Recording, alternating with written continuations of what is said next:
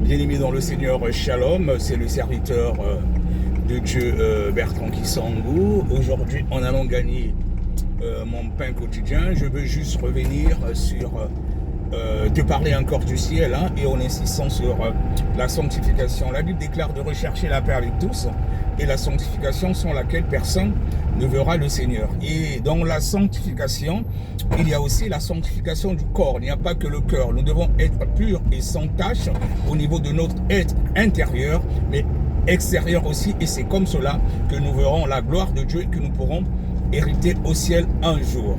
Et je vais revenir aujourd'hui sur la sanctification du corps.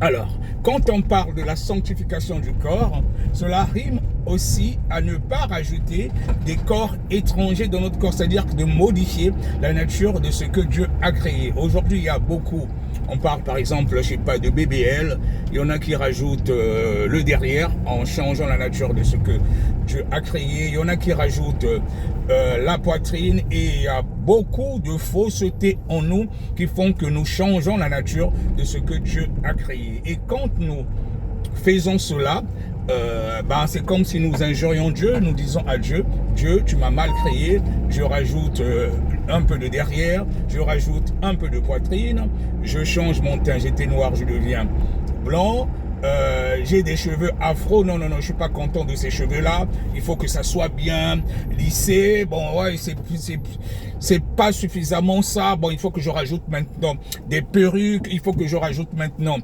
des tissages jusqu'à mettre des cols et tout, là, bon, en fait, ce n'est plus toi, voilà, mais sans savoir que cela a un impact aussi spirituel et ça ouvre des portes. C'est un évangile qu'on enseigne très peu dans les églises traditionnelles, mais dans la saine doctrine, nous insistons justement sur cela. Et je veux parler encore du cas d'une collègue au boulot qui a beaucoup vécu aux États-Unis et elle gère nos clients anglophones. Elle sait que je suis un homme de Dieu et j'ai souvent l'habitude d'évangéliser. Et pour parler de tout ce qui est faux, je suis allé quand même doucement parce qu'il y a des gens, vous savez, il y a des bébés spirituels, il y a des gens, voilà, il faut aller doucement parce que j'avoue que c'est pas toujours évident et puis c'est l'Esprit de Dieu qui fait. Et donc cette collègue, j'ai commencé à lui parler des conséquences de tout ce qui est faux en prenant des exemples. Quand on met tout ce qui est faux, les faux cheveux, quand on défrise les cheveux, on met la colle à la langue. Il y a beaucoup de femmes à un certain âge, elles se retrouvent sans cheveux. Elles se retrouvent sans cheveux, du coup, elles ne peuvent plus sortir sans mettre par exemple une perruque. Donc je l'ai pris des exemples. Il peut arriver que des gens viennent te voir à la maison, la personne elle sonne par exemple, toi tu vas enlever ta perruque, mais comme tu n'as plus de cheveux devant, voilà, tu es mal à l'aise, je dis bon attends, tu dans le temps que tu puisses courir pour aller remettre ta perruque et puis voilà pour recevoir la personne. J'ai dit mais tu vois pas que tu deviens comme un esclave maintenant. Tu n'es pas bien dans ta peau. Tu deviens maintenant comme un esclave. Tu ne peux pas sortir tant que tu n'as pas mis ce qui est faux sur toi, parce que là ce n'est pas toi.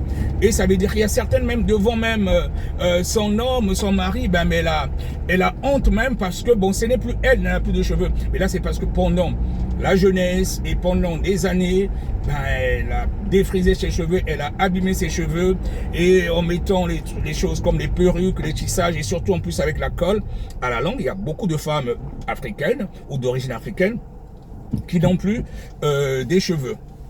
J'ai dit, mais toi, en échangeant avec elle, on causait souvent, j'emmenais ça plus dans le sens de tout ce qu'on fait qui est à l'encontre de la parole de Dieu, ça nous détruit. Donc j'ai plus emmené le débat dans le sens et surtout en étant lui disant que nous devons être fiers de ce que nous sommes avec nos cheveux afro et tout, on n'a pas forcément besoin de les lisser, voilà, Dieu nous a créés comme ça, lui-même il sait pourquoi il nous a créés. Ainsi, nous devons être fiers de ce que nous sommes. Donc, j'ai plus emmené ce débat dans ce sens-là, et surtout qu'elle a beaucoup vécu aux États-Unis. Elle commence à me dire, mais ouais, mine de rien, mais Bertrand, mais tu as raison. C'est vrai que voilà, mais pourquoi, voilà, c'est comme si j'ai honte de ce que je suis, machin. Donc, je lui parlais plus dans ce sens-là. Mais bien qu'elle sait que je suis un serviteur de Dieu, j'ai pas trop insisté du côté de l'évangile. Et l'évangile, c'est venu après. Et donc, un jour, Bon, elle est venue au boulot, voilà, elle est venue avec ses cheveux naturels, elle a enlevé la perruque et tout. Bon, les personnes qui n'étaient pas habituées à lui voir comme ça, surtout les blanches et tout, l'ont trouvé un peu bizarre. Mais qu'est-ce qui s'est passé? Tu as fait quoi de tes cheveux et tout, voilà. Bon, il y en a qui croient que deux fois, parfois, ce sont les cheveux des femmes africaines, alors que c'est des tissages et tout. Ouais, bon, elle disait, bon, j'ai coupé, tout ça. Bon, alors on sait qu'elle n'a pas coupé, c'était pas ses cheveux. Donc, elle venait maintenant comme ça.